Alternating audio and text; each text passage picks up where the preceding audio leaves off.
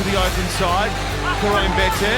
Up the ball here to Simon, who's quick. Pete Simon looking for Karim Bete. Back to Simon. Oh, that is wonderful. That is wild. That is amazing from the Wallabies. Welcome to Pick and Drive Rugby, where the People's Podcast providing a platform for rugby lovers to come together and support the game that is played in heaven. My name is Ando, with me is Mitch, and we're incredibly excited to have the head coach of the Western Force, Simon Cron, with us here tonight. Simon, how are you? How has your Tuesday been?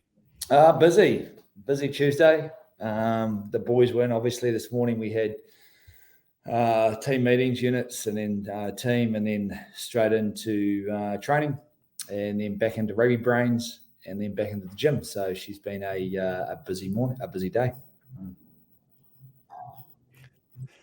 Can I just ask, what are those rugby brains? I kind of know everything else that you're speaking about, but is that a kind of informal meeting, sharing of minds? What's rugby brains? Rugby brains is just where we are upskilling our rugby brains as a team. So we'll cover a topic, or like today we went outside and we walked through some things that we didn't do as well on field earlier in the day, just around some timing and some understanding of what it looks like. So, for example, today, one of the things we're covering is our P1 and P2 engagement, which is our ball players, making sure they're engaged on a forward shape. And so we just walked, and we talked about why it's so important for us and how it prevents double shoulders and all these things around forward shapes.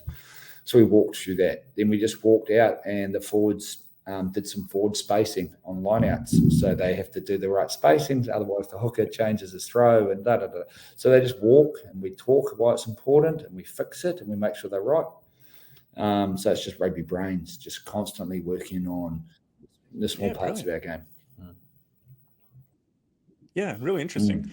Well, why don't we jump into things? Because firstly, thank you so much for coming on and giving us your time tonight. It's a really key part of the season. We're basically halfway through the season, and we're trying to get in touch with as many coaches as possible. But we really wanted to have a chat with you because the Western Forces season has been a pretty interesting one so far, in that you started off with 2 out of your 3 home games being won before you then went on the road for a Kiwi tour and finishing off with the match on the weekend against the Waratahs, and unfortunately didn't get a win on that tour.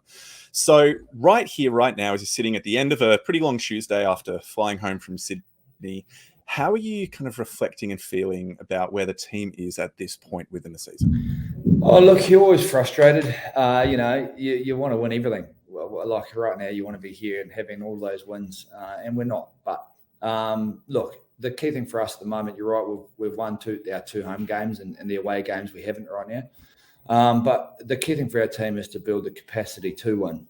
And to build the capacity to win, we've got to make sure that we grow the way we play, every member of the squad, the depth of the squad, all of the things that we need to do to get performance to win. So we have to have a real focus on those things. Now, we've also got to be really clear around what success looks like for us. And success looks like not making the same error twice, making sure we grow and develop better, making sure that when we are on field that we're not turning the ball over as easy. So, there's a heap of stuff in our game that we need to keep working on. And I suppose the key thing as a coach right now is you've got to look at the critical few and making sure that we do those things. Yeah.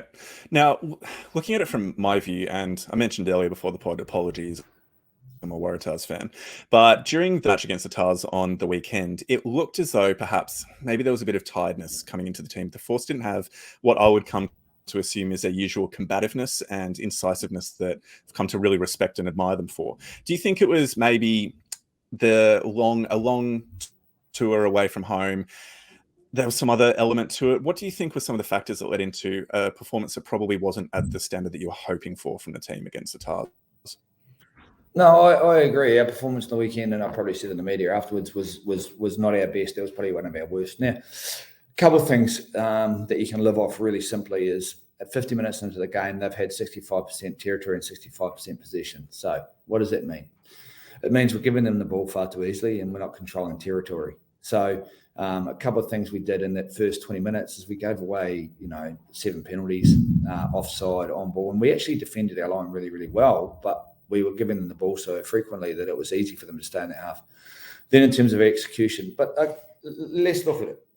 2 minutes before halftime, I think it's 17-6. Now, we know in the second half we can come at them. Strawny, we get a ball on a counter-attack and we end up trying to chip it through, which was, a wrong decision by us. And Jake Gordon picks it up and goes the other way and scores. Earlier in the game, we go down the left edge and we're one pass away from scoring. And all it was us getting in a position to receive the pass faster. So there's small little parts of our game that there's 14 points. Later in the game, down the left edge, Spinky makes a break and Manassa throws the ball and doesn't go to hand. So we didn't finish our hands. So there's another, so there's little parts of our game. And I don't think they were fatigued. Like we were in the contact, we were in the game.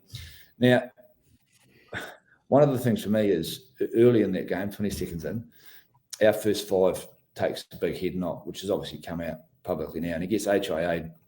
Yep. Looking back on that, he probably shouldn't have. I don't know. We'll look into how he passed that HIA. Got back on the field. Great kid. I have a young leadership group on that field at this point. Now, post game, they said to me, Chrono, Jake was not verbal with us. So your first 5's in charge of all your calls. He comes to your line out, calls your pattern, calls your structure. Yep. Now, Strawny wasn't doing that. So I said to my young leadership group, I said, boy, you need to tell me that. I need to know that our 10's non-verbal in terms of his communication to us. And so I can look after him and so I can look after the team by putting somebody out there who can run the game. Now, the hard part about that is when I watch the tape, you do pick up that Strawny's not quite in the front line most of that 60 minutes. Now, I know that people have come out and said, he didn't play that well. Well, wait a minute. That boy's just taken a direct hit to the head and is suffering from concussion symptoms, so therefore he got pulled just a bit late in the game for us, And then when you watch the game, you can see the lack of cohesion for us around that first receiver. So, long story short, no excuse, but I think there's a lot of areas that we could have done better, but that's one area that we couldn't, we didn't pick up on in terms of how he was, and we should have been better there as coaches. Did he lose consciousness after that hit? Yeah, he went straight down. So everybody, we all saw it, and we were like, "Is he okay?" Yeah, I saw it as well. I was in the stands. Everybody saw it. Everybody saw it. So for me, I'm like, okay, but he got up after 3 seconds. They took a while to get him off. The match day doctor saw it, so they HIA'd him. And then we kind of move on, and then they come back to us and say he's passed his HIA. He's going back on after 12 minutes or whatever, and he goes back on. Now, I was, what are we doing? Why is our line out so slow to set? Why are we not in the line? And then the line out leader after says, because we've got no call, so we're trying to wait for a call. And I'm like, okay, that's the why. Whereas we're saying, get faster to the line out. So, his symptoms then came on pretty hard and we needed to get him off. And we should have really got him off earlier. Yep. So, however. Yeah, when you look at the game. Purely just out of interest. Sorry, you go. You keep going. When you look at the game, we gave them too much ball too easily. We didn't control territory well. Even when we got penalties, we kicked 10 metres, 12 metres. We didn't get into the corners. We got down there and one of our players stops Hoops from throwing the ball in, which is rugby brains. Like, you can't do that. So long story short, we can be better. We should have been better, and we had a chance to win that game. Yeah, I was just going to jump in there and ask, and please hear me right. I'm not trying to blame. I'm just wanting to get an understanding of kind of the leadership structures within a team. Are you able to share who the leadership group are on the field that are kind of helping within that decision-making process? Well, I mean, so Jimmy Williams, he's our line-out caller and line-out leader in that group at this time because Wells is not on the field. So he's 22 years old. So he's your line-out caller. He's your 5. So he's a leader in that group. Obviously, Robbo is a lucid prop. He's experienced, and we had one wallaby, they had 12, so we need to make more wallabies. So Robbo would be a leader on that field, but Robbo's a prop, so his head's often in the spokes, so to speak. But Jeremy Williams would be one that would be communicating with 10 a lot. And then outside of that, Hamish would be at 12, so he would also be one as vice captain to relay. Okay, we're not getting calls. Yeah, so they'd be the key guys on that field. Cool. So looking in a broader sense then, thanks for going into that detail around some of the nuance about the result on the weekend. Obviously, sitting at this point of the season, you've won 2 games out of the 7, so 2 and 5 is where the guys are sitting, and you're currently 11th on the ladder with 9 points. Searching for some of the positives, what are you pleased with from individual players and the team in a general sense of the way in which maybe they're growing or developing or listening to feedback? What, as a coach, is bringing you that positivity and energy for where the team is at? And then in a moment, I'll go, well, what are we looking to be improving moving forward? Positive and energy is they are a great bunch of boys. So we have a completely new coaching staff, apart from one. 75% of the coaching staff are new S&C coaches, and I think 20-something new players. They are a great bunch of kids, and we enjoy coaching them. So, and they work hard for you. They work hard. Like even in that game, you see them working hard. The key thing for us is we need to grow the capacity and the knowledge to win games. So, and there's a process to that. We've got to make them better at rugby and making key decisions at key moments in games. It's Super Rugby. So, and I know one of the questions coming up is around development of players. The average age of our squad is 22 or 23 at Super Rugby level. So we're the youngest by a significant patch. So for us, the exciting thing is how much we can put into them. They're sponges. They love learning, and they only know what they know. So for us, we often will learn things that they didn't know or they weren't sure of. And some of those things are things that, ideally they'd learned years ago, but they haven't. So we need to teach them, and we need to help them, and we need to be better. So, that's exciting. That keeps us motivated, and we think that they'll be great in the future. So then, with that opportunity or desire for them to be learning more and growing as kind of rugby brains, how are you as head coach communicating effectively and making sure that the message that they need to be hearing is the one that they're actually hearing, and it's not getting lost amongst all the different coaches, assistant coaches, S&C information that's coming into their world? How do you clarify and narrow down the message for it to be meaningful and impactful? Yeah, good question. You need to be aligned as a coaching group. So we do a lot of work. We have 1,000 things that we look at the start. We have 200 clips from the game, but we're going to deliver 11. So as a coaching group, we're all aligned around what are the critical few things that our players need to hear and learn to be better between Saturday and Saturday. So we get aligned on that, crystal clear. Also, there's no room for grey. We can't have grey. We can't have, maybe or maybe that. We have to be pretty black and white around the things, and we have to have some hard conversations. Some of the hard conversations from the weekend was around our discipline and giving away penalties, and we had some pretty hard conversations on that. And we showed every penalty and every time we gave away a penalty. So, I think the messaging for us needs to be one of, this is what we can learn. This is the fundamentals. This is what we don't want to have to cover again. So we do this every game.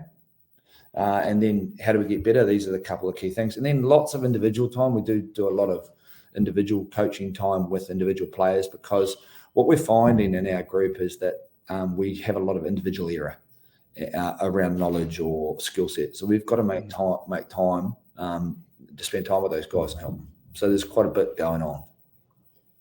You mentioned before that you've got a big mix of younger players coming through, and then some of the older players, particularly some of the older players are out currently injured. What kind of role do those players that aren't making the match day 23 at the moment, whether through injury or just non-selection, what role do they have with the wider younger squad? Well, it's a great question too, because at the moment the area for us that hurts a bit is kind of 2, 4, 5, 8, 10 in terms of the positions that we've battled to keep the same people on the park. And for us, because there's so many new players, to build consistency, ideally, I would love to be picking the same team every week, but that's just not happening due to what you mentioned. We've got some guys with Achilles and our experienced players. So what we need to do is make sure they're engaged. Now, I had this catch up with them a couple of weeks ago, because a couple of them, what happens, depending on where you've come through in terms of leadership, if you're not playing, some players feel like, I'm not playing, I can't have input. Wrong. If you're not playing, you can have a lot of input, but the way you have your input is you can, instead of giving the answers and saying, this is what you should be doing, you can ask questions of people who are growing. So, for example, Michael Wells is experienced. He's our captain. He's a great man. He can step forward and say, okay, Felix, in this position in the maul, why did you stand up? and see whether he can give you the answer. And if he can't give the answer, you go sit next to him and you help him with the answer. So all of our guys can stay engaged all of the time. It's just how they do it. If they feel uncomfortable speaking too much because they're not playing, then there are ways in which they can still use their knowledge, because they've earned the right to ask questions of people in the positions that are maybe making the error. So we've got a bit of error in our group right now, and some of that error surprises you. So you've got to make sure that, okay, so this is the error. At Maul time, for example, on the weekend, we collapsed them all. So we did everything right. And then one of our players was on the ball, and then he dropped his knees, collapsed them all. We got another penalty. We did everything right. Okay, so what will you think? Oh, I didn't realise X, Y, and Z. Okay, so we fix that. We move on and we help. And then we put one of those leaders with him to help him with some of that stuff, rather than just hearing our voice all the time. So they've got to be engaged. They have to be, because they ultimately, when they come back, if they haven't been engaged, it's like introducing a new player. Yeah. So you've got to be engaged the whole time. Yeah. So for today, Falau was throwing at line. Yeah.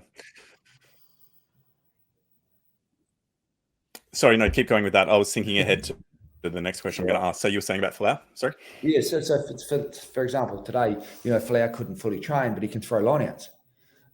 He couldn't scrum today. He didn't scrum today, but I said to him, "You are now watching my hookers while I watch my tight heads bind, and Jimmy Duffy, you're on the back five." So engaged the whole time, feedback, helping, and because of the fact that they aren't playing, they have to be engaged. And I know Rotto today was talking about defensive lineouts. So we've got to keep engaging them. And sometimes, and don't get me wrong, even the best leaders can step backwards sometimes. So I bring them back in and I just give them that one, and we get back in the mixer. We did actually have the question come in about Isaac Rodder and how his kind of return and rehab is going. Can you give us an update on him? Because obviously he would be a key player, as one of your probably most experienced and most capable, highly rated players. How's his return to play going? Yeah, no, he's going well. Obviously, it's been hard because when you look at the squad list, he's relatively important, big five, But he had that stress fracture in his foot last year, and he got another stress fracture in his foot trying to return. And apparently this is a common thing that happens on return from this injury.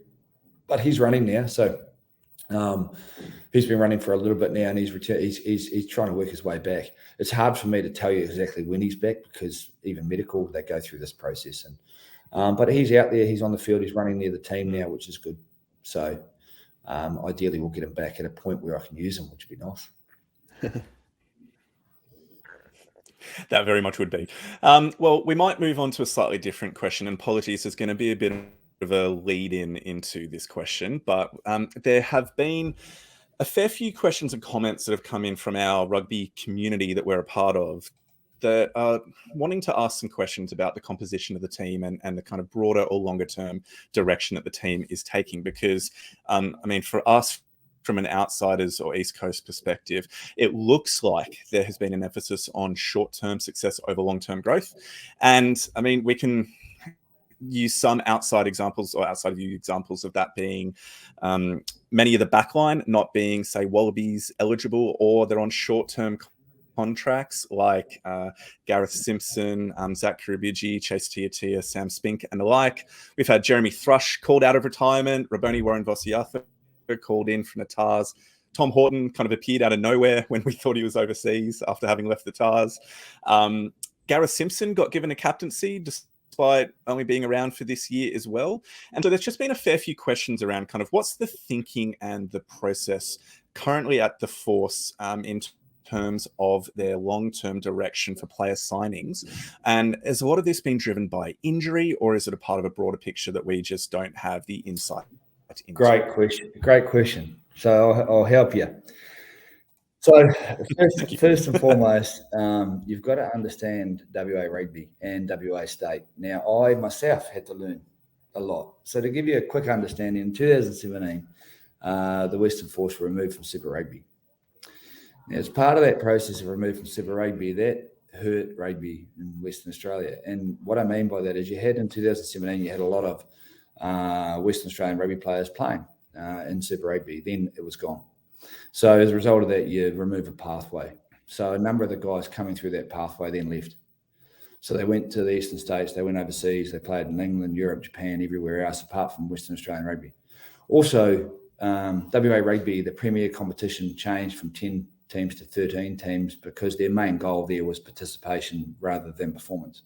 So as a result of that, you now got 13 teams competing in the premier competition. Now, to give you a quick gauge on that, there's only 9 in Brisbane, and there's a big group behind that. So you can imagine spreading the talent pool in WA to 13. Now, that's the right thing to do at the time. However, now they're trying to work that backwards. So only in 2021 did they come back into Super Rugby, and at that point, they had 12 foreign players. So we only have 8 right now. And that's in line with what the AAU allow us to have. We're allowed 8. Now, and there's a process to decreasing that as time goes on. So to give a quick understanding of that, what that looks like is that we need to grow the game here again. We were at Newman College and we were training there, and they used to have rugby posts and 5 rugby teams. Do you know how many they got now? 1. Let's guess 1. No posts. No. So our job is a lot bigger than just Super Rugby. Our job, we've got to grow the game here. All right. So we opened our doors. We've had over 40 coaches come through our environment so that they can watch and learn. Like I've been on tour for, like you mentioned, 5 weeks. I'll be presenting to referees at 6:30 on Friday night to help the referees in Western Australia. I hope that at some point I'll touch, and myself, all the other coaches will touch everybody in WA around rugby, because we need to grow the game, and it's going to be relentless from us to do so. So to give you some insight, since 2017, unfortunately, the rug was pulled out from underneath them. As a result of that, and people probably don't quite realise that the performance level of the premier competition decreased slightly, and therefore we've got to increase that so that we can create a pathway to WA to Western Force. So what we're doing is we're bringing in a 3rd tier competition so that boys can step from clubland into 3rd tier into Super Rugby, because the gap is quite large. So that's one point. Around the foreign players, when I signed, there was quite a few spots that were available in the Western Force. Now, that's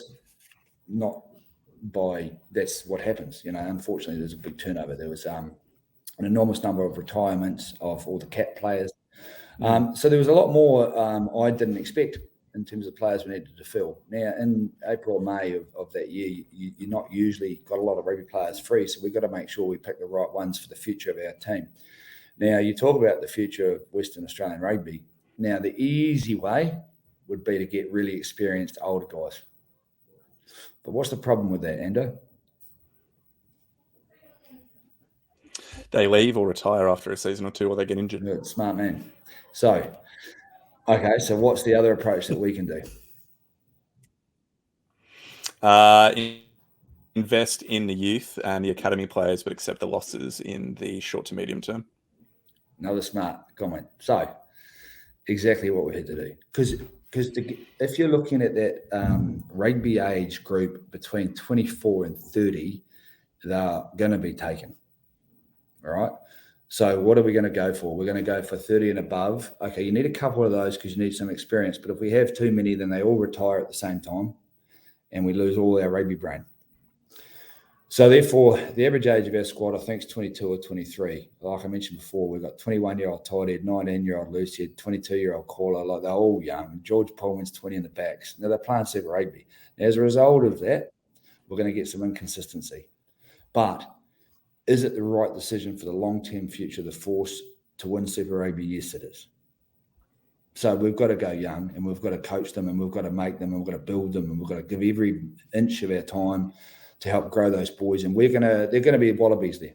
They're going to be wallabies in those names I just mentioned. Are they wallabies yet? No, they're not. What happened in the weekend? They got to play 12 of them. Good learning opportunity for them. Should we have beaten them? Yes, we should have. And I won't let them away from it. We lost it, so we shouldn't have. They're getting to play All Blacks. 19-year-old Luciad Marley, who's a local boy here, he played 2 All Blacks in 2 games. So now let's go back. You also mentioned about local. When are we going to see more WA rugby talent? I'll tell you when they're good enough. I'm not picking someone into pro rugby, into pro sport because of the car they drive, the state they are in. Like, It's just not going to happen. And the mistake we made here, and I had this conversation with some coaches a while back, they said to me, why haven't you picked so-and-so? He was player of the, And the coach that was talking to me was an ex-Chiefs player. And I said to him, so can you tell me where in the Chiefs squad you'd pick him? Oh, I wouldn't. Yeah. So why am I? Why am I? But we're not a charity. You've got to earn the right. You've got to earn the jersey. You've got to be good enough. Now, in my opinion, there are some boys coming through in WA Rugby who are going to be brilliant. There's some great kids coming through the academy, and we're blooding a heap of them right now. However, the mistake would have been to go for the easy kill and bring in 33-year-olds and 32 and pay them heaps of money. But we're going to have the same problem we're in now. They retire out and there's no long term. So you're talking about Sam Spink and Gareth. They're young. Sam Spinky's 2-year contract. Who's to say he doesn't stay for 5? Anybody who's in our environment needs to add. They can't delete. So every one of those foreign players right now, what are you thinking of Spinky? I mean, what do you think of Spinky and what do you think of Zach? I have been massively impressed with Spinky. I had him in my fantasy team, actually, and he was getting me some good points. But he is just a real hard runner and has looked really strong both in attack and D. Really, really great at outside of Hamish. So I've been impressed. And Zach, how many? See what 4 or 5 tries for the season now? He's been awesome. Now, don't get me wrong. That those two can't play for the Wallabies at this point. Now, Sam Spink's still only young. He's only 22. Now, he can stay here. Why don't I have him in WA for the next 5 or 6 years? Why is his family not growing up in WA and his kids playing for the Western Force? So I think you've also got to understand Western Australia as a state. Now Western Australia is very. I've lived in Sydney where you boys are, and I know rugby really well over there. What I didn't know and what I've learned is about WA. WA is a melting pot. We have Kiwis, South Africans, English, Irish, Australian. I tell you, because they come here for work, lifestyle, all of those things. So we're relatively reflective of our environment in that we're a bit of a melting pot in some people. Now, we're still meeting the ARU criteria of foreign players. We're not breaking that. And do I want to bring through more Australians? Yes. However, in our forward pack, we've got 22 of 25 are Australian qualified. Yes, we have a few more in the backs, but we also have a heap of Australian backs. So the mistake is that you get fixated on 3 guys that are adding great things to our environment and helping develop the guys that are here for the future and hopefully will stay. So even Gareth, don't get me wrong, I'm trying to keep him. Spinky, I'm trying to keep him long term. You talked about Raboni. Why can't Raboni play? Define to me what local means to you. Is Matt Hodgson local? He was originally Eastern State, wasn't he? Before he moved over to WA, started playing for the Force. Is he a Western Australian rugby superstar? Yeah, without a doubt. He's like heart and blood of the That Force. Western Australian as it comes. All right, thank you. All right, so Dane Halapeti. Glad we're telling you the right answer. Dane Halapeti, is he local? Yes, he is. Okay, he's born in Australia, born in South Africa, came over from South Africa as a teenager. So what I'm saying is, don't get me wrong, we are a different beast in that we're the community here is made up of a whole lot of different people. I don't buy into giving somebody a jersey for free just because they're from here. They've got to earn the right. And that's the message to all my boys. You earn the right. You don't get anything for free. And therefore, we've got to grow the game as pro sport. Do we have a heap of local boys? Yeah, we do. Like Marley being 19, I loved having his dad in the sheds. He's a great man. He'll be a Wallaby if we do our job. Sifa, he's 21. He'll be a Wallaby if we do our job. So we've got a lot of things we've got to do. We've got to grow. However, we are the youngest Super Rugby team. There's no doubts around that. And why are we doing that? Because we want to look at the future for Western Australian rugby. We've got to open our doors. We've got to grow the coaches. We've got to open our doors. We've got to give opportunities to club boys to help them get better. So we're going to add a 3rd-tier competition. NRC's gone from Australian rugby, so we have to create our own. Mm-hmm. We're going to create our own. Why not? Why? Because they need a pathway. Why would you open the door from some poor kid, throw him into Super Rugby, let him fail and throw him back out again? There's no success for that. So we're going to go and play the Cheetahs in South Africa 2 games back here. We're talking to other teams, and we're going to have that every year. And we're going to bring through guys that give them a level of – because I loved NRC. as a coach, and I loved coaching it, and I loved the players that came through it. And you forget, I was at the Waratahs at one point. And in 2018, a lot of the guys that played us on the weekend, I had the pleasure of coaching, 18, 19. Yep. That's 5 years ago. So they've had 5 years of Super Rugby experience before they came up against some of my babies in the weekend. So that's right. So long story short, I love the people I've met in WA around rugby, and there's a lot of South Africans, and there's a lot of Kiwis, and there's a lot of Australians, and it's a massive melting pot. But my job is much bigger, and our job here is much bigger than one team.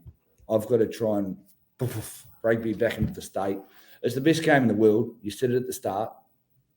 And there's a lot of AFL posts over here, and a lot of soccer, and there's a lot of things that fatigue me and I battle against around the fact that I love rugby. However, our job, we have to do all of that. And it's important that we do, because the mistake is that we just think about one team. Now, in terms of captaincy, the question was a good one at the start. Now, my question for you, in that team that Gareth became captain, and who would you name captain? As soon as you started talking about that, I was like, "Crap! I should get the team list up." That's your rule, Ando. But you can't remove anyone without giving a replacement. Yeah, the law. If you're going to replace somebody, then who are you replacing them with? So you tell me. I'm totally just going to have to get scored up now. But potentially, I'd be looking at someone like Hamish Stewart, probably as the captain. Okay. Just in terms of the experience he's had with the Reds coming across. Good. So the reason we didn't name Hamish captain is because he'd moved into 10 that week. And as you can imagine, as a first five, like I mentioned before, you have an enormous amount on your plate around game management, calling, systems and structures. So if I added captaincy to him, I think I would have crushed him. Yeah. He wouldn't have been able to do the number one job. Now, don't get me wrong, he was captain in the weekend at late notice. Why? Because he's played 3 or 4 or 5 games with them. He knows the structures and systems now. There's not as much pressure on him. Yeah. So that's the why. And he obviously was starting at 12 versus 10, where it's new for him. So sometimes the mistake we make is that we add something to somebody that affects their performance. So therefore, the reason I didn't add it to Hamish at that time was because if I added the captaincy to him, it would have affected his ability to perform in his position for too much. That's the why. Who else you got for me? Yep. Tom Robinson? Yep. Yeah, he's a good one. Yep. Well, he's an option as well, but I mean, you don't have too many props being captains. Although I guess Alan Awatoa and James Slipper, maybe buck that trend, because their heads up someone's bum for half the time. Yeah. And Throbber does so much work on the field that he doesn't talk a whole lot in huddles, and we know that, because you just got to remember, every time we train, there's an opportunity for our guys to trial, and every time. So we're not about just a Saturday. We have Monday, Tuesday, Thursday, where we run these guys and we put them in situations, we put them under pressure, we see how they communicate, we see how they react to stress, we see how they react to time, we see how much they can breathe. Exactly what you said. Throbber's got his head in the hole a lot of the time, so he's not really in a position to be able to give what I do in the next minute conversations. He's got to breathe. So that's why not him. So to give you an idea around that process, I have to make the decision around what is best for the team, not what is best in social media. If I was talking about what's best in social media, then, I would have done this interview with my top off, surely. Get a few more likes. It's a challenge we have every week. But so therefore, everything that we do as a coaching group and a leadership group has to start with what is best for the team. So, we went through the team list and we went, Jeremy Williams, he's a 22-year-old caller. He's our vice captain. Can't put it on him. Can't put it on him. Throbber, for the reason you said. Everyone else is babies. Okay. Hamish, he's 10. No, can't put it on him. Chase, he's too far away at 15. So ultimately it came down to Gareth in his A games and all of his high school and everything else has been a captain. And you see that in training. You see him in the huddle. You see him talk about the next minute. He's really good at it. And all the other leaders that we currently have that would be captains like Sitch and Wellesley and Falau, they're all not there. So the reason he became captain is because it was best for the team. It's best for the people on the field. Now, did I make that decision? As coaches, we were like, this is who we think. So then we go to the leadership group and we say, without it, like I did to you, hey, who do you think? And that was the decision that they decided. And then we all were united in that decision. So there's a process you go through for it. But what is best for the team on the field was him. So, he's on a short-term contract. Well, the short-term contract doesn't help the team on the field in this moment at this time. Yep. So that's the why. Yeah, that's brilliant, mate, because thank you for that, because it was one of the really big questions that people were asking because they just don't have the insight into the process and the team. So getting that level of explanation is really, really insightful. So thank you. I think, Mitch, you had a question you wanted to jump in. I've got a question. So you were talking before around some of the challenges you found when you first arrived in WA and took over as head coach of the Force. What did you have any plans that you sort of wanted to do with the team when you signed, and how many of those changed when you got there and kind of realized the task that you did have on your hands? Yeah, a lot changed. It changed,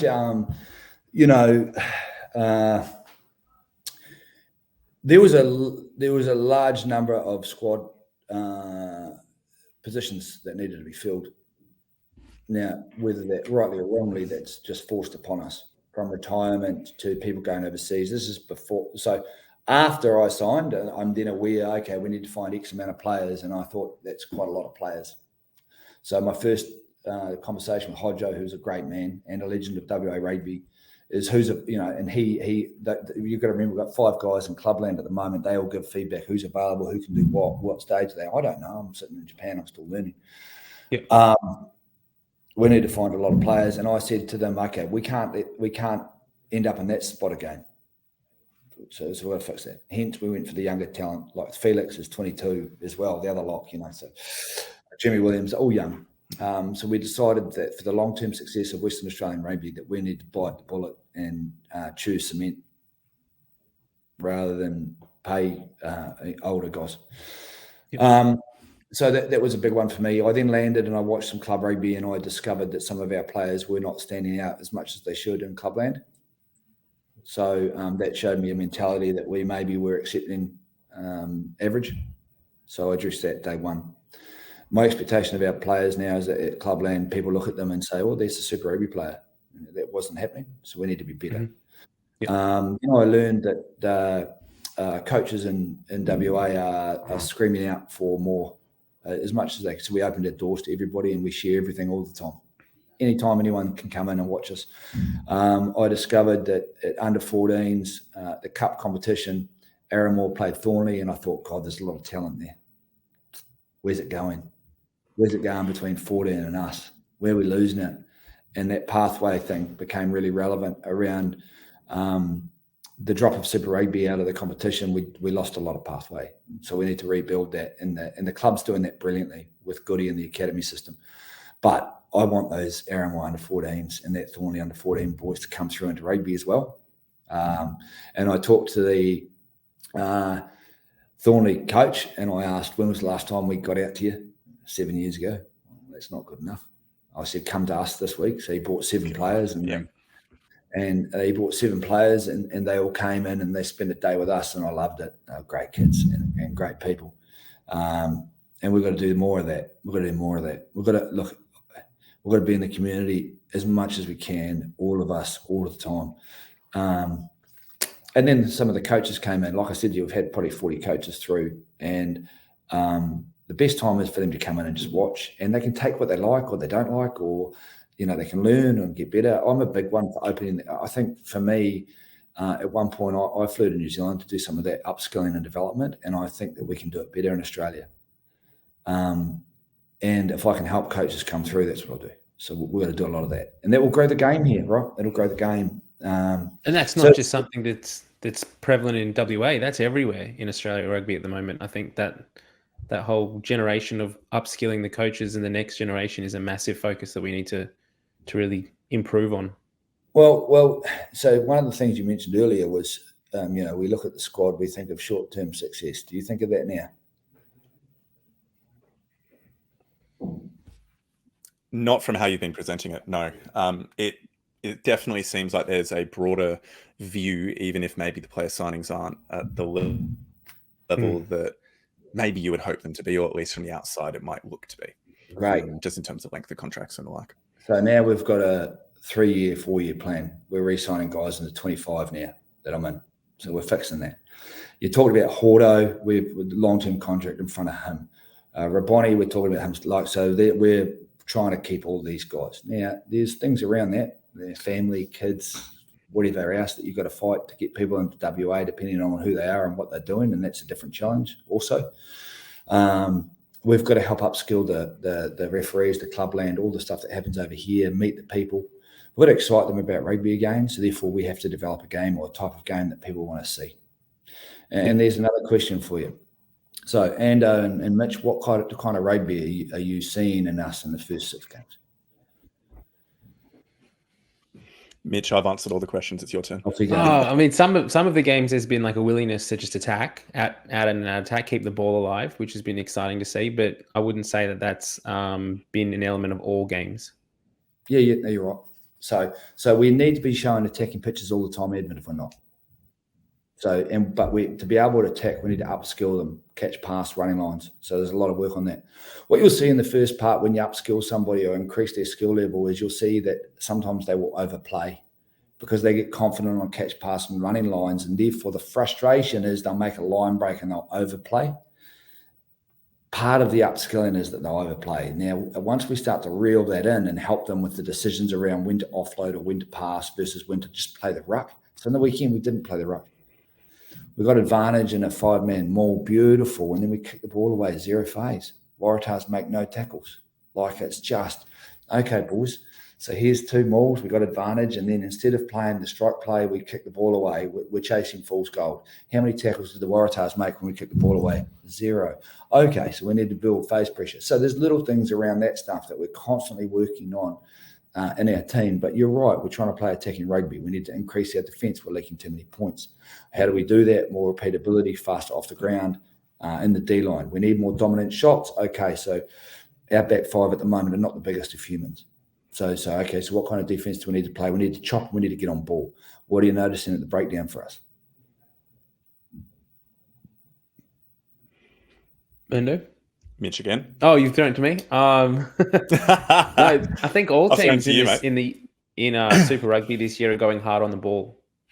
Yep, we are too, and we weren't last year. We were the worst in Super Rugby on ball, statistically. Set piece, we were the worst last year statistically, scrum and line at times. So we're on ball.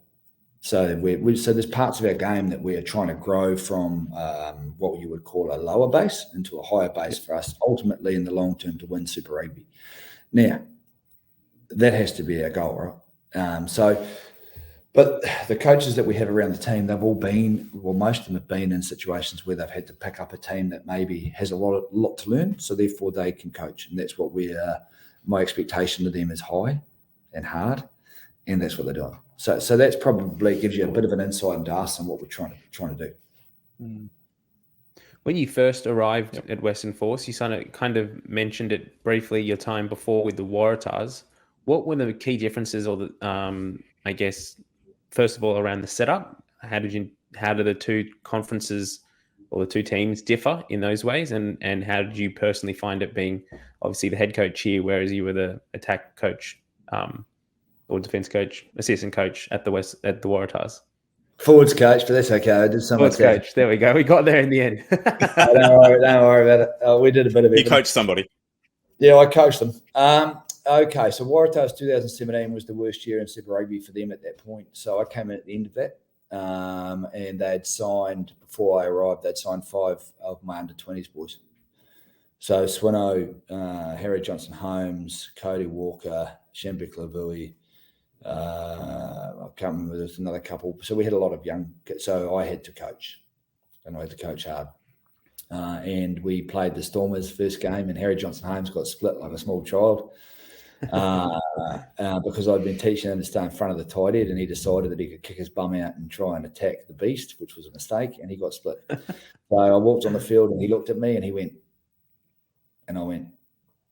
So he learned that day that he can't kick his bum out. Now, I looked at him and he looked like an open-side flanker next to the Beast and Kitsoff. So I was lucky enough to be in the fight there, in the grind, and those boys did really well. And we got to semi-final, which was great. And the next year we weren't good. We could have been better. So there's the learnings and the things that happened there.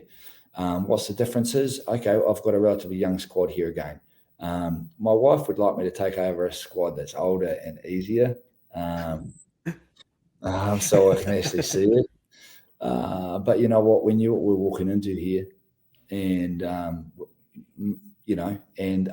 love the boys. They're great boys here. Like the boys at the Waratahs I coached, I really enjoyed them. They're great people. Rugby players want to get better at rugby. And my job and the coach's job here is to make them better at rugby so that they can be successful. Now, we take it really seriously, probably too seriously at times. And we will work our bums off so that they can be successful. But by the time it gets to them, ideally what you mentioned earlier, Ando, is it's simple. The biggest mistake as a coach is you complicate the simple. If at the end of a training session, someone comes up to me and goes, Chrono, that's really easy, I get that, then we've done our job. Because when it starts, it can be quite complicated. Now, when I first arrived in Australia, I saw some sheets of paper that complicated life for me. I looked at it and I went, I'm not bad at rugby and I can't understand what you're asking these boys to do. So we've always got to check ourselves, and we've also got to make sure that we simplify life for them.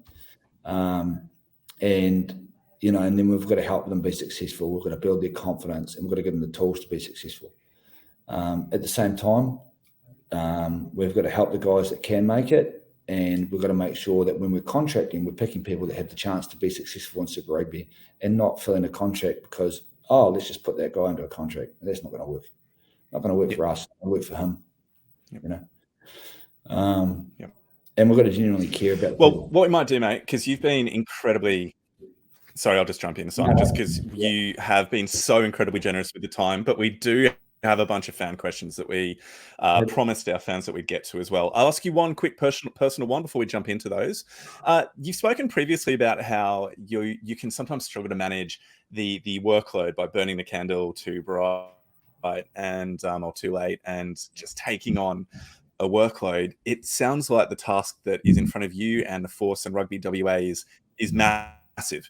How are you coping? How are you managing it as a super coach? And how are you making sure that you don't burn out in your first season as a full Super Rugby coach? Okay, so you're right. It is a problem for me. However, right now, for this club to be successful and to get it where we need to get it to, I need to burn the candle. It is what it is. At some point, ideally, we get this club into a position where we can be fully functioning and awesome and the best at high performance in every area and win Super Rugby. Since I started coaching at Norths and then the Tars and then Japan and now here, all of those teams have needed that kind of commitment. So I've just got to take it on the chin right now and find time where I can find time. But I think you'll find all the people here, like we've got 12 new staff who are coaching in S&C, they're all like-minded. Sometime at some point we'll breathe, but the players don't see that. So the players don't need to live that life. I want the players to be successful on Saturday. I want them to come in and get the minimum in terms of not too much up here. I want to help grow them and make them better. So right now, the work-life balance is not that great, Ando, but we'll get there in the end, mate. We'll get there in the end. When you do find time for yourself, what are some of the interests you like to partake in outside of rugby?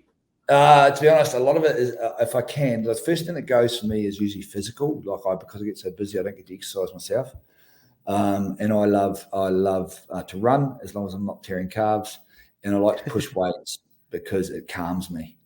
So anything that takes my mind, I have some of my best ideas when I'm either running or pushing weights. So if I can do that, I'll come up with something that will help us.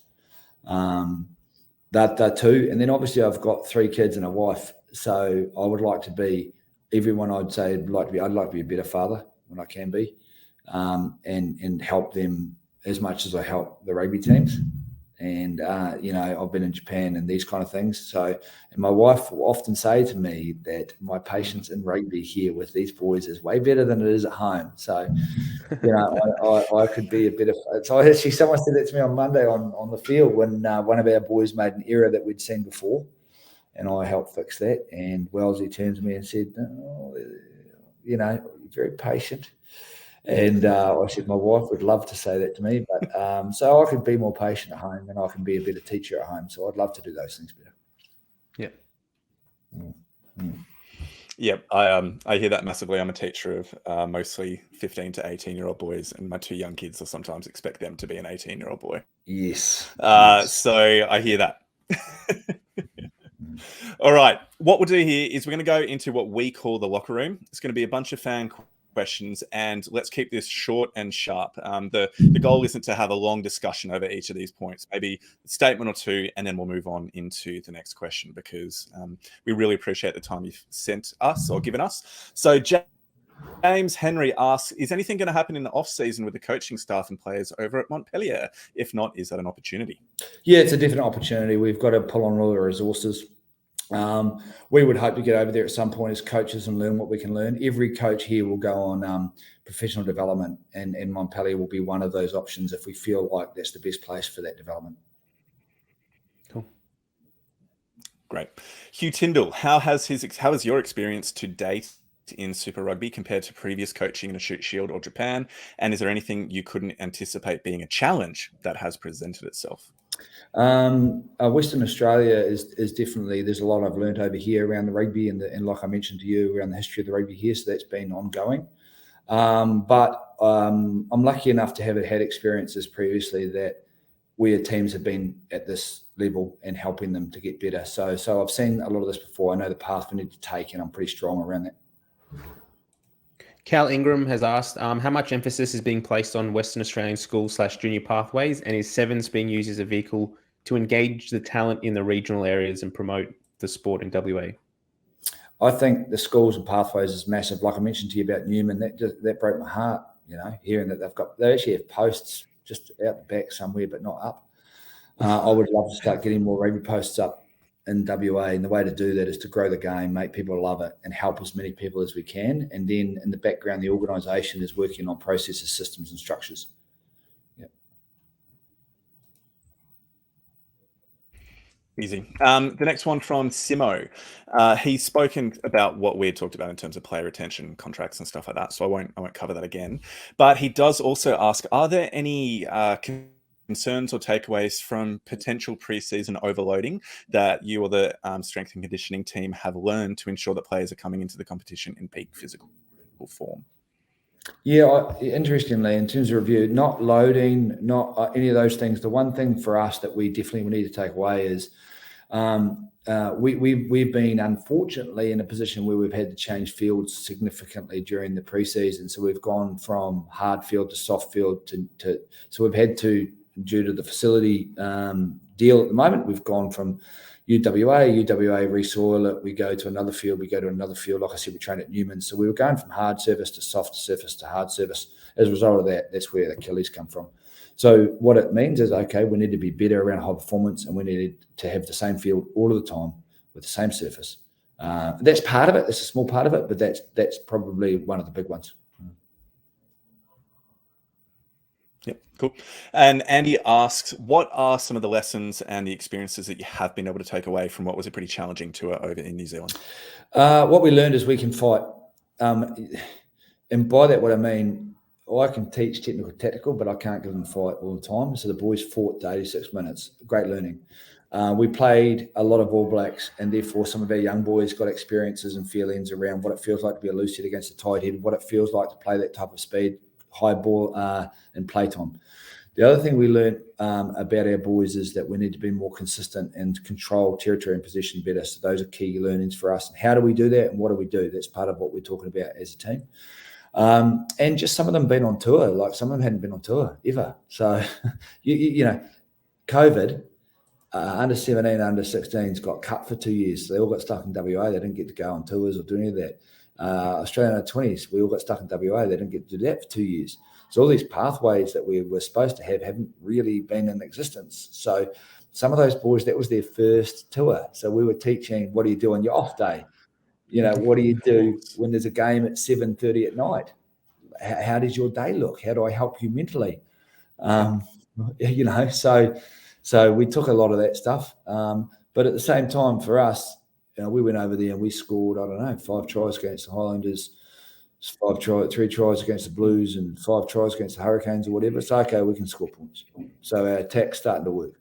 We've just got to now stop leaking. The drop kickoff has asked, what have you seen of the Perth club rugby scene, and how does it compare to the likes of the Shoot Shield?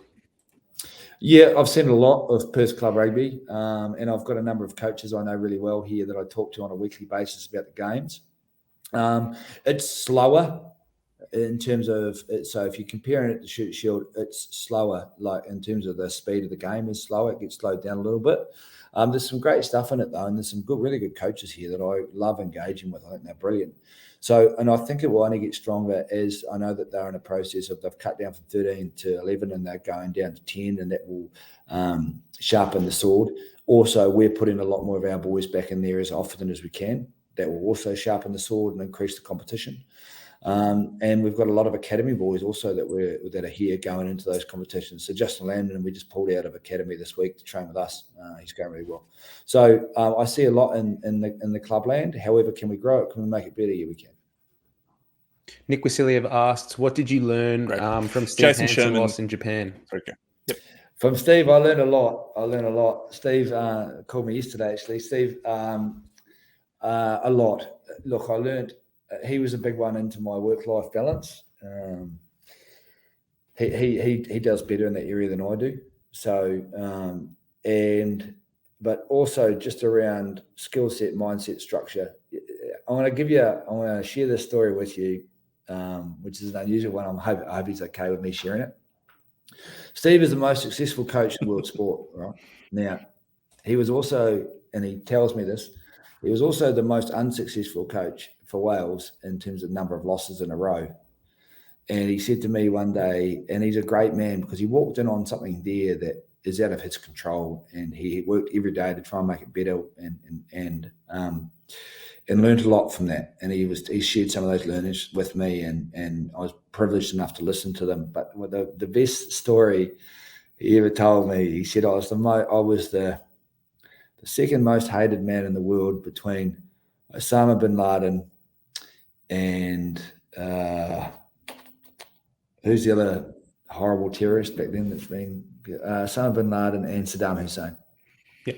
So I was ranked. Oh God. I was ranked. Saddam Hussein. He said I was ranked number 2, and he said both of them have gone there, and I'm still here. So what I learned from him is he's got amazing resilience. Is a smart man around team and environment. Can handle all of that stuff in his stride. Is a brilliant husband to his wife Tash, and there's so much to him. And like I said, I'm lucky enough to have a lot of good chats and stuff with him, and we still talk and yarn. So it's hard to put into words what you learn from him, but lots that'll help me in the future. Mate, I'm not sure how many rugby fans are going to be happy with you humanising Steve Hansen after him being kind of arch enemy number 1 for so many years as coach of the All Blacks. But I really appreciate that element of broadening what we know of him. We actually put out some questions to the Sea of Blue fan base on Facebook. So the next few questions are directly from Key Force fans, which is fantastic. So Scott Elsley has asked, why do we keep box kicking? When I watch our games, the other team gets the ball back the majority of the time. We end up under pressure in our own 50 and not long after in our own 22. I get booting it in a tactical duel, but box kicking generally leads to pressure we didn't need. Can't we hang on to the pill? Yeah, look, it's interesting because you've got to break the field down into what parts of the field you want to attack from. So in the weekend, you would have seen we ran first one from the Waratahs and we went wide on them because we thought they were short defensively. What we're finding with some teams is between the 22 and the 35, if you are going to, like Gareth's got a really good contestable box kick and Zach's been really good at getting it back, and so is TP and Manassa. So what that does is it brings their backfield forward and gives us a chance to get the ball and then attack off broken field play because they never set defensively. The problem is if we get in a big, long kicking duel, if we just kick it straight down the field and it goes straight to hand, it allows them to come back to the 40 and put a contestable bomb up or control the corners. So, and we don't, like in terms of the guys in our team, we don't have massive, big boots on us. So therefore, if you're sitting on your 20, outside your 22 to your 35, we're not kicking it into the corners. We're getting stuck, in any cookie. Unless we find grass, we're in trouble.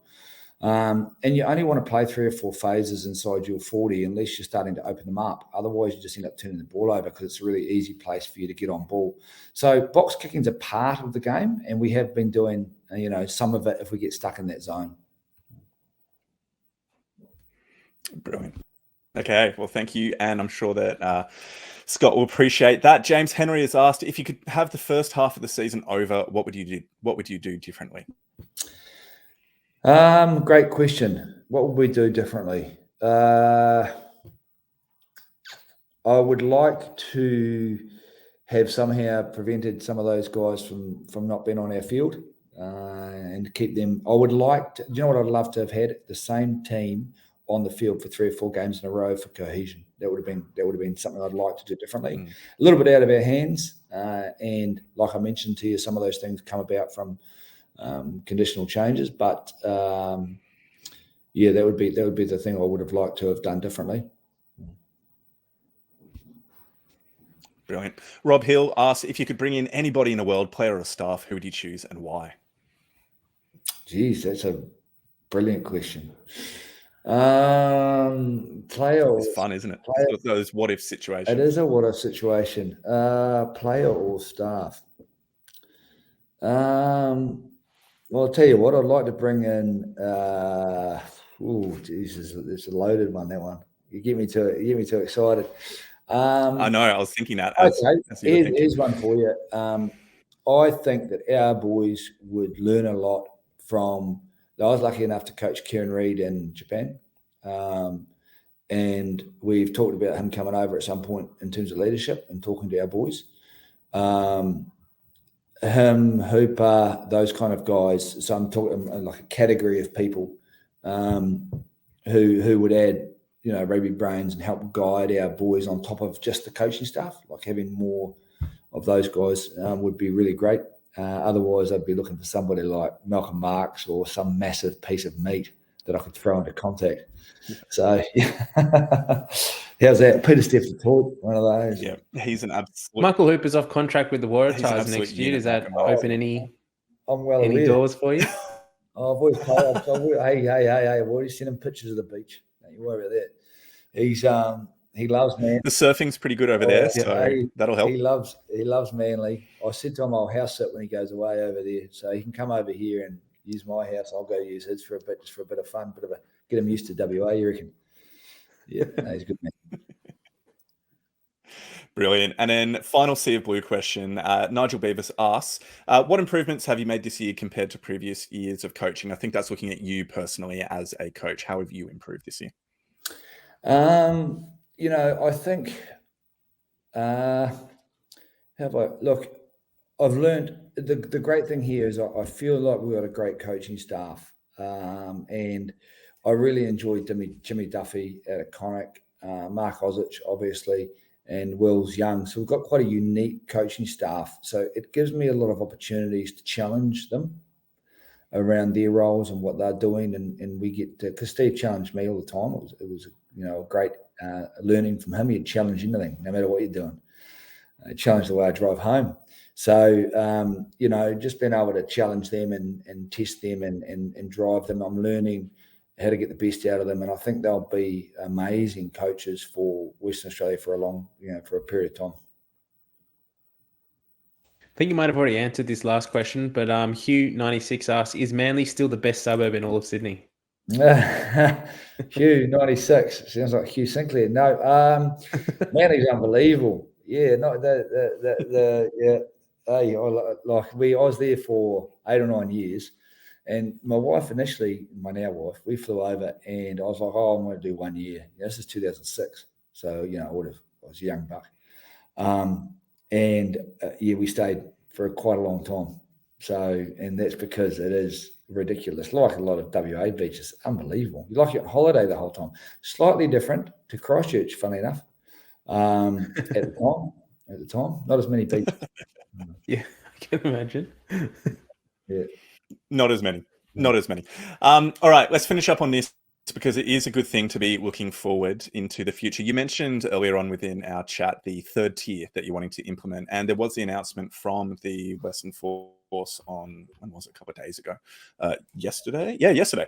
About a partnership with the Cheetahs and a two-game tour over in, I think it's Bloemfontein, and then 2 games back in Perth.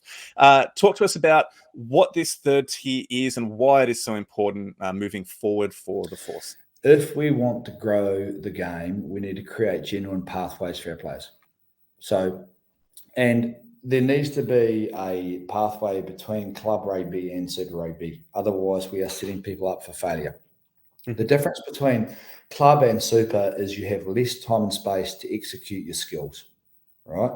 So therefore, if we add a third tier in, these people who I have in Super Rugby right now who are learning to go on a tour, learning what to do on their day off, learning what it looks like to play at 7:30 at night, they all experience that before Super Rugby. Also, South African team, different rugby, big bits of meat running straight at you. So for us at the Western Force, the management here and Tony and Matt and myself, and I know the board are on board here too, along with Andrew Forrest, we feel like it is critical for us to grow the game in Australia and specifically in Western Australia and open up that third tier of rugby for our boys and to get experience and opportunities to get better at rugby. So, and I think it's a brilliant initiative and critical for us. If the Western Force have been the first team that's really come out and announced their plans, does that mean that Rugby Australia itself isn't looking at some kind of, I don't know, Super AU or some kind of comp to fill that void? Not that I've heard of, and we can't wait. Yeah, of course. We can't look, Yep. and people can blame and throw. They aren't doing this. They aren't doing that. We aren't growing. No, well, why don't we just do it? Eh? Yeah, exactly. Yep. Why don't we? Yep, take the initiative. Absolutely love it. Well, you have been an absolute legend and wonderful guest. Thank you so much for your time, Simon, and the willingness for us to ask some sometimes curly questions, which I was a little bit nervous kind of writing beforehand, but you've been a gentleman. Thank you so much. And Mitch, anything to grow the game. I love it. I love it that you guys are doing a podcast to grow rugby. So anytime. Fantastic. Awesome. Thank you so much and have a wonderful week. Best of luck for the weekend. Thank you, team. All the best.